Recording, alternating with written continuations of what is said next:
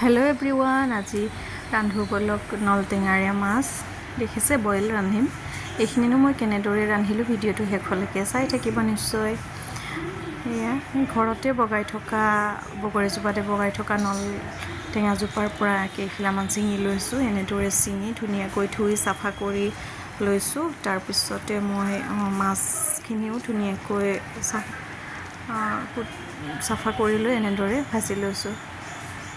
2 piece মাছ লৈছোঁ, যিহেতু দুজনৰ কাৰণে বনাম, আৰু নলটেঙাও ধুই ৰেডি। ইয়াৰ পৰাই 2 পিচমান মাছ লৈ ধুনীয়াকৈ ফ্ৰাই কৰিলোঁ।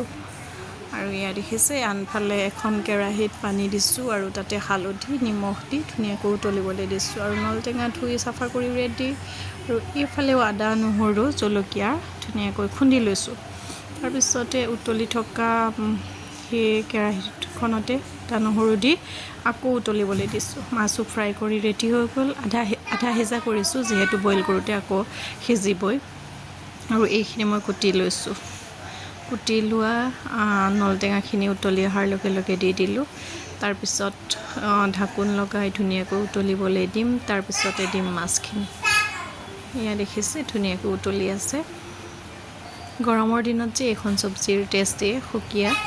দেখিছে মাছ 2 পিচ দি দিলোঁ আৰু আকৌ ঢাকোন লগাই উতলিবলৈ দিম। যিমান উতলাই ৰান্ধিব সিমান খাবলৈ টেষ্টি হয়। দেখিছে এয়াই মোৰ একেবাৰে ৰেডি হৈ গ'ল মাছৰ বইল আঞ্জা নলটেঙাৰে। আৰু মোৰ থালিখন সজাই লৈছোঁ। এয়া আছে মাছ ফ্ৰাই, আলু ভাজি, ভাত আৰু মাছেৰে নলটেঙাৰ আঞ্জাখন।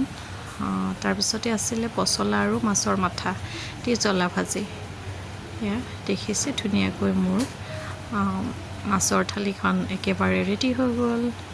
কেনেকুৱা পালে ৰেচিপিটো জনাব। আজিলৈ আহিছোঁ, বাই বাই।